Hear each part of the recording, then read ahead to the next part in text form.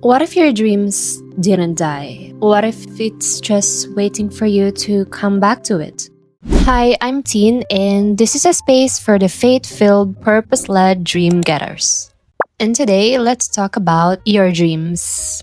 The dreams that you've stopped dreaming about, and the ones that you've kinda forgotten, or the dreams that you never even bring up anymore. Think of those dreams. What do you feel right now? Do you feel sad? Do you feel angry or discouraged? Or do you feel excited? Be mindful of those feelings because it is telling you something. Maybe there's a little bit of ache for not achieving them in the timeline or the deadline that you set. Do you feel like you've failed? Well, my hope and my goal for you today in this video is by the end of this video, you'll know exactly how to start no matter your age, and you'll have a clear, simple, step-by-step plan and guide to revive your dreams that you thought you lost and to have the confidence to actually start. When I was a kid, I was always at the top of the class. I really remember this even right now, and I actually graduated being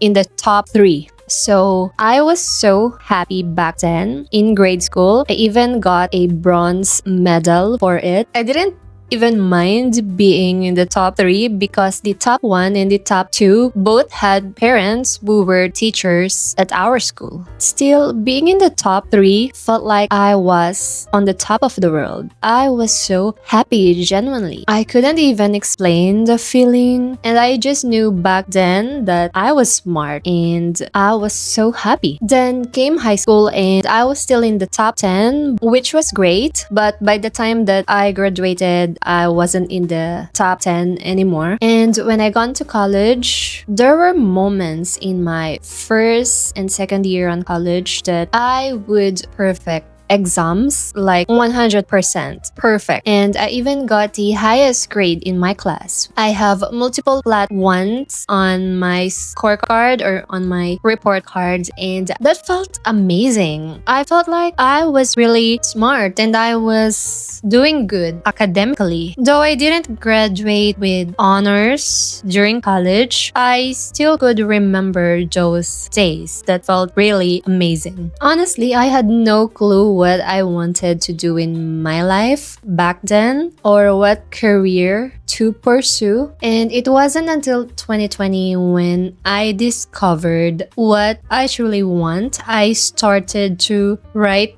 goals on my journal, and that was the year where I really became interested in self-growth and personal development. So I learned about how to set goals and actually achieve them, the right mindset, wealthy mindset, because I started reading a lot of success books as well and money management books, and I learned how to save money. So I was 25 years old at that time, and looking back, I realized that if I had known at 25 what I know now, I might have pursued and achieved more of my goals if I started early. I might have set and accomplished many of my goals as well, and I could be living the life that I've always dreamed of. But the reality is, I started late. I started reading books at 25. I started to understand myself and what I truly want. Okay, by the way, you might hear some background noise. I've tried my best to actually avoid them, but for some reason, there's a lot of dogs in our neighborhood, and sorry about that. But still, I'm going to continue filming and talking because I don't want to interrupt myself and I want these ideas to flow naturally. So let's go. So at 24, so that was 2019, I was broke. I had nothing in my bank, zero savings. I don't know what to do. I was so confused about what career path to take. I've taken sales job, I've tried sales and different kinds of job that I just tried because I don't really know where I am going. I had no clear direction. So that was 2019. But at the age of 25, it was in 2020 when I started learning things. I started attending seminars and also I became really active at my church. And at the age of 27, exactly 2 years after I started this self-growth journey, I was able to work from home, which you might say, yeah, because it's pandemic. But the thing here is I was able to work at the comfort of my home. I was working with flexible hours. I literally work whenever I want. I had 3 clients actually in the US, UK, and Canada. So at the age of 27, so it was in 2022. So just keeping in mind of the timeline, 2020 when I started to learn the success principles, read self-growth and personal development books. I started to work from home, working at the comfort of my home with flexible hours. I work anytime and anywhere I want. I had clearly defined written goals and from zero to big fat savings. I felt like I was so rich at that time. Remember this,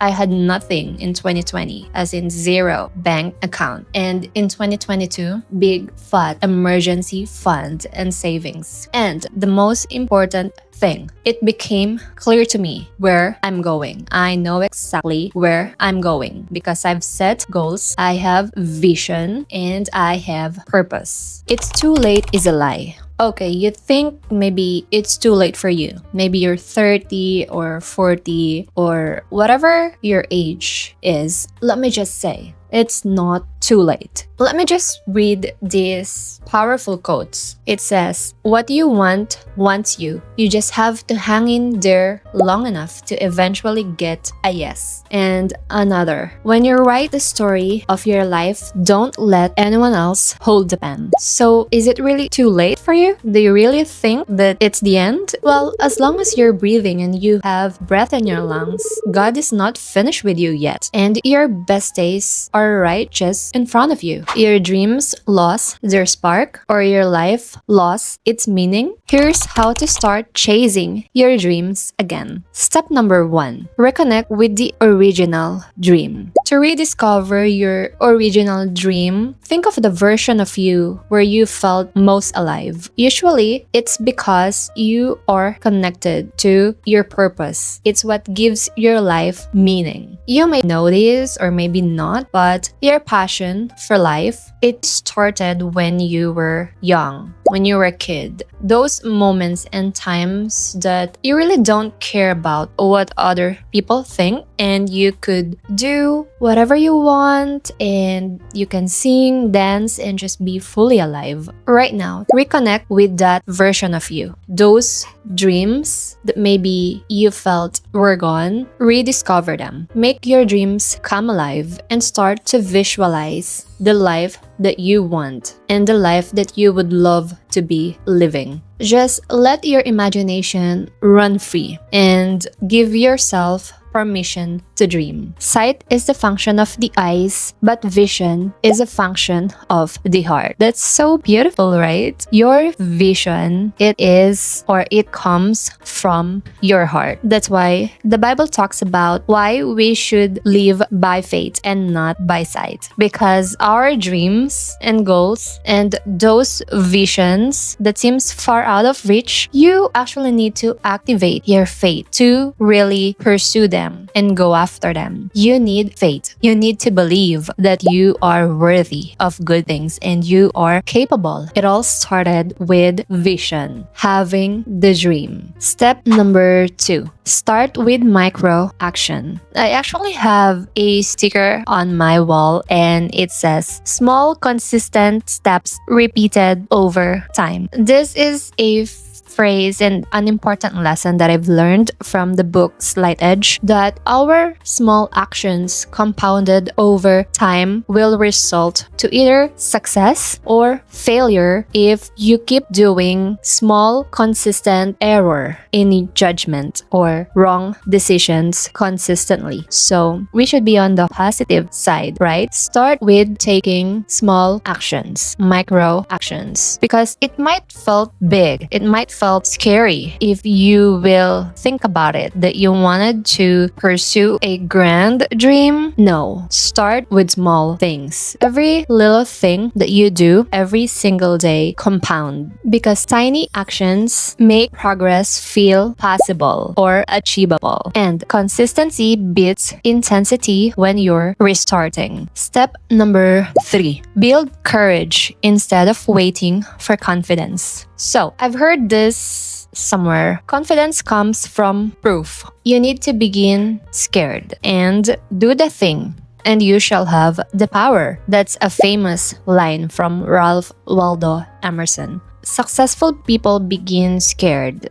They start afraid, but they do it anyway. Take imperfect action. Begin scared and finish proud. Just like me, I learned to take action and do things that actually scary. Like there's this one time that I was asked to help in a homeless shelter, and at first I was so scared because I started to think scary things. I started to feel really afraid of people. But I went anyway, and it was amazing. And that would be one of my best memorable experience, because it would be memorable because I would never forget that experience. I learned something, and most importantly, I grew because I overcame my fear. So, you're 30 or 35, 40, you felt like you were too far gone, your dreams are dead, you've lost hope, you've given up. Well, don't. Ignite your faith and do something now.